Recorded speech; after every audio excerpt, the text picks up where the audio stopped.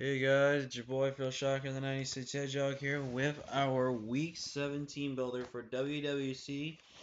I am not gonna lie to you guys, the clock does not lie. It's basically midnight for me right now, and I have to get up for work in about 6 and 7 hours. So, yeah, and I've got like 4 leagues to build for. Yay! But, anyways, we're here for Week 7. As you can, we have not played Week 6 as of right now. We will on Sunday of 21st. We'll be playing that game.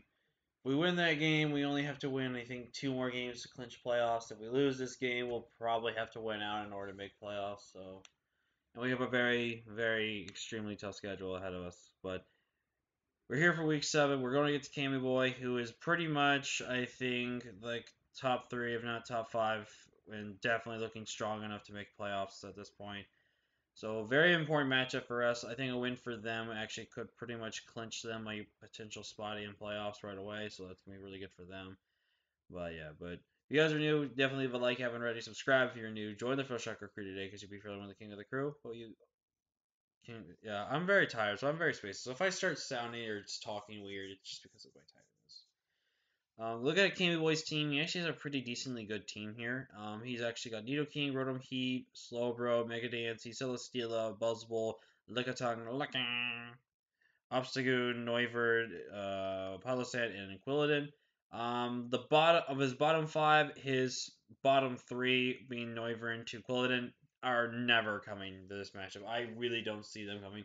Maybe I can see Noivern come because of the fact he can actually match up decently against Metagross as long as I don't have the coverage for it and everything like that.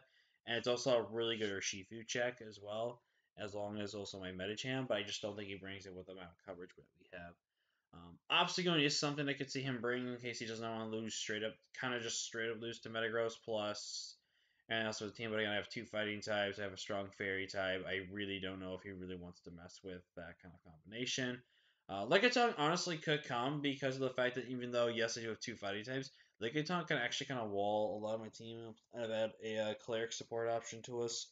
So definitely has something to really kind of keep in the back end, though.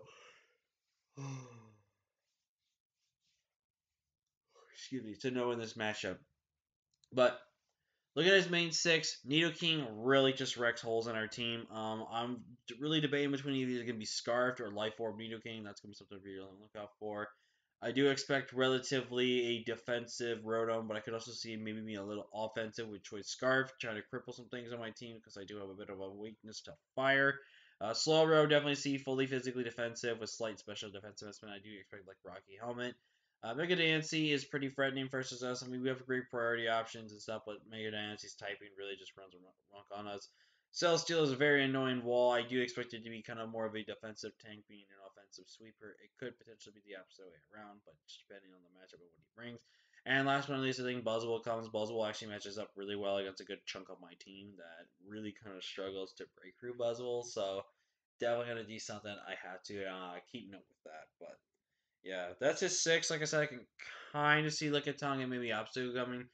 Noivern only if he really wants Frisk and maybe something to remove hazards potentially besides Defog on Rotom Heat. But yeah, so let's break down the team we're bringing this week. We are not going full hail. Now, the reason why I'm not going full hail is just because I don't think I need full hail to win me this game. Especially when there's a regenerating Slowbro and stuff like that. I can just bop that thing relatively fine. So I decided to go with more of offensive route with my Hail Core this week. So we are running Choice Specs along Ninetales Elsa here. 84 in HP, max special attack modest, 772 speed. The speed lets me faster than Nidoking, so if Nidoking is Scarf and knocks me out, then I know for a fact it's Scarfed. But otherwise, Nidoking basically drops to this thing. If we can get a Roarvel up, that'd be really good. We have with Roarvel, it pretty much allows a good couple of our mons to start somewhat setting up, but also just kind of break his team, which is really good. Once Rotom pretty much just goes down, Moonblast is essentially free, while Celesteela needs to go down as well. But basically, once Rotom gets weakened out of the point, Freeze Dry plus Blizzard Spam is relatively free against my opponent's draft, which is really, really good. And I think Ninetales can actually pretty much break relatively good this game. Up next, we're bringing Snotzy this week with Hasty Nature, because he's got more especially offensive threats than I'm really worried about his physical offensive threats. With Hydro Bomb, Bolt Beat, Icicle Crash, and Discharge, 32 in HP max attack, and 224 in the special in the speed. Hydro Pump plus Bolt Beak is enough to knock out Rotom with the investment that we were going to have. Bolt Beak spam is pretty much free against a good portion of his team, and his only switches to Bolt Beak is Nidoking, technically Palisade, but that's where we got Hydro Pump for, and Icicle Crash. This Mon really has no switch on his teams except for Rotom, and once Rotom dies, pretty much Bolt Beak spam is all I get to click plus Icicle Crash, so definitely go over there. We are running the 32 in HP just to give us that odd number of HP, because then the odd number helps mitigate that down. I didn't need no special attack investment to do what I needed to do with Hydro Pump, so really. And we do only have Discharge on there, honestly, as a move to click in case someone's already wore down and kill it, or try to nab Paras because of the 30% chance to Paras. So Snotty, I think, could put in a lot of good work. I'm not gonna lie to you guys, I'm not really proud of this team. I really don't think we drafted a good team at all. I really think I just drafted a lot of random mons and didn't really try to think of stuff that could pair well. So definitely something that I acknowledge, but I'm definitely not proud of. But we're gonna try to go the rest of the season. Hopefully, at least try to make playoffs, if anything, which is gonna be right. But I'm next reading Wu Tai our Urshifu Rapid Strike this week with Bulk Up Surgeon Strikes, Thunder Punch, and Aqua Jet, 96 HP max attack, and 160 speed with the Jolly Nature. Once again, we're speed creep to be faster than Nidoking. I really didn't need anything else to be speed creeped wise. With this being faster than Nidoking is really, really good because if I get a bulk up going, we can pretty much do a lot of work. I do have Thunder Punch over U-turn for Slowbro, and my goal is to maybe click a bulk up first and then Thunder Punch or something like that. I don't want to roughly just hastily click a move and then find out Slowbro can chip me down because I'm not going to really click Surging Strikes until I absolutely feel like I need to. But we do also have Aqua Jet on there as priority. I think like try priority chip could be really good, or if something goes down with me, it's really good that way. But ultimately, Urshifu Rapid Strike's job here is to hopefully help break for the going for bulk up. Up next, we're bringing Titanium or Metagross rocking the expert belt this week with Thunder Punch and Headbutt, Bullet Punch, and Rock Slide. 116 HP, max attack, adamant, 8 in the defense, depth, and 132 speed. Now, I have a lot of speed on Metagross just for the fact I want to outspeed his defensive Mon being Rotom because once that happens, I'm slightly scared of Nidoking. Nidoking can come in, but Nidoking can't freely come in me, which is really good. We are running Thunder Punch and Headbutt, Bullet Punch, and Rock Slide. This thing hits everything super effectively neutrally against his team, but most likely over super effectively, except for things like Noivern and stuff like that. Rock Slide is there to 2 KO Rotom. It is Bullet Punch is there because it just basically kills anything I really want. Thunder Punch handles both Slowbro and Celesteela, and then Zen Help for general stab hits a good strong portion of his team as well. And I really think Metagross can put in a lot of good new this matchup. I'm next running Sonic, our Cinderace this week with Iron Head, Fireball, Super Fang, and U-Turn. 72 HP max attack and 184 speed.